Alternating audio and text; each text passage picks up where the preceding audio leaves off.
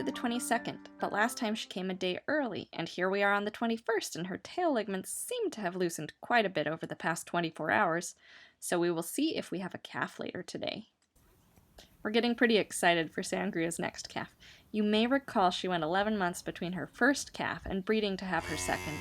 We had to take her to the vet to be treated as she was cystic.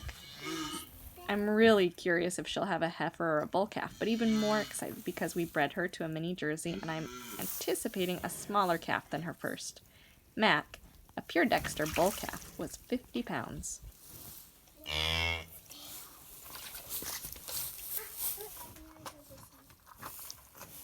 When the calf was born, we were briefly concerned by the sac being stuck on its face and nearly intervened, but with the mom beginning to lick it and a wriggle or two, the calf broke free.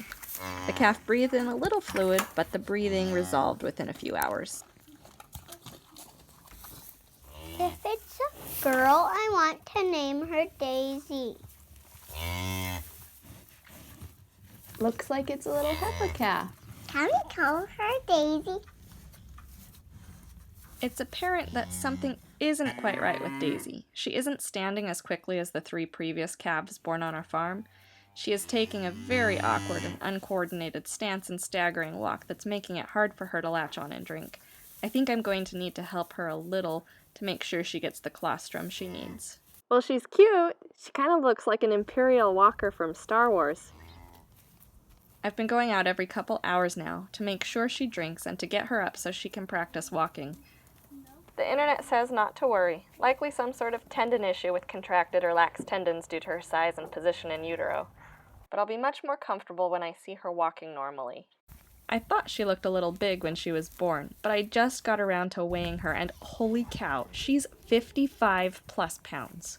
I weighed her 3 times, certain I must have it wrong.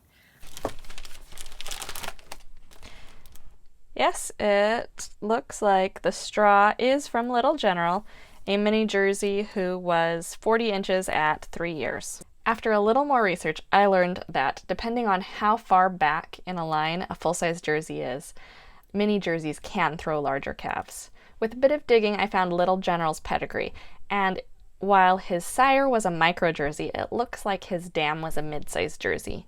This has been a bit of a learning experience, and fortunately one that didn't turn out a lot worse.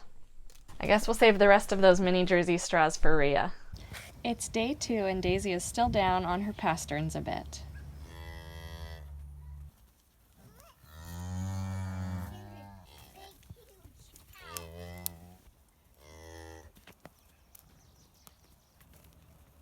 Although she's still having some issues on day 3, she is now beginning to frolic and play.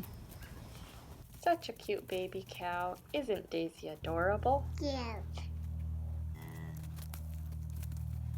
Between days 3 and 7, her improvement is significant. By day 7, her stance was normal. She is a fast, sprightly heifer calf who delights in her newfound movement. At a week to 10 days, we are happy to see Daisy where our other calves were at a day old. She's so excited to use her legs, she sees no need to stay inside the bounds. Along with Funny Feet, we've got one other concern. We are 6 days in, and this milk is terrible. An odor of acetone with a late, lingering, unpleasant aftertaste. I can't taste or smell a thing, but to humor Simon, we did a urine test for ketones and she read very high. She isn't showing any symptoms except for the milk being off. We consulted with our dairy mentors, and they advised grain to get carbohydrates into her and keep her from metabolizing her own fat stores. So we started feeding about 1.5 pounds of grain daily. Normally, she won't touch grain, even if it's offered, so we've never bothered. But as soon as we put some in front of her, she devoured it.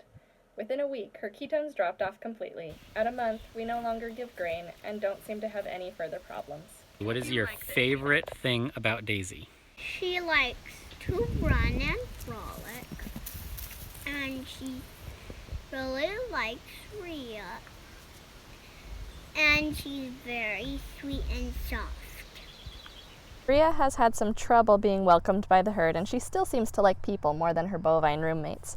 But she has taken a special motherly attachment to Daisy and dotes on her new friend more than Sangria does. What do you like about Daisy, Willow? I like to pat her and brush her. Hôn so that you can Ready. Now at 3 weeks, she's proving to be a runner. We've received a little criticism for crossing a pure registered Dexter with a non-Dexter. Why not just keep as registerable Dexters? Well, remember, Dexters got to where they are a long time ago by bringing in genetics from different breeds in the first place. Sangria's production has been decent and better than Allie's, but our milk needs are high for our family compared to what a single Dexter can produce. While Dexters are dual purpose, many Dexter owners don't milk and consequently haven't improved upon the milking genetic lines. Dexters can produce a varying amount of milk depending on their pedigree, but it is difficult to shop for Dexter straws since quantitative measurements of milk aren't supplied with those advertisements. Sangria's udder is also not great, neither are her feet, and she is quite large. For this reason, we went with Jersey for more milk and Mini to aim for a small, safe calf and hopefully a smaller framed cow overall. At this point, we don't know how much of that we will have achieved. Her teats are already the size of our yearling Dexter heifer, but who knows what that means. And her birth weight was so high we don't know what to expect on final size. We'll keep you updated with her growth and training, so subscribe and keep in touch. I love my cozy cow. This is Cozy Cow Farm. We've learned a lot over the last couple years working our mid-century hobby farm, We've grown, and so has our herd and flock. but we still try to affordably increase our self-reliance while ensuring we and the kids are having fun. Every day we find there is still more to learn. So subscribe to join us on the journey.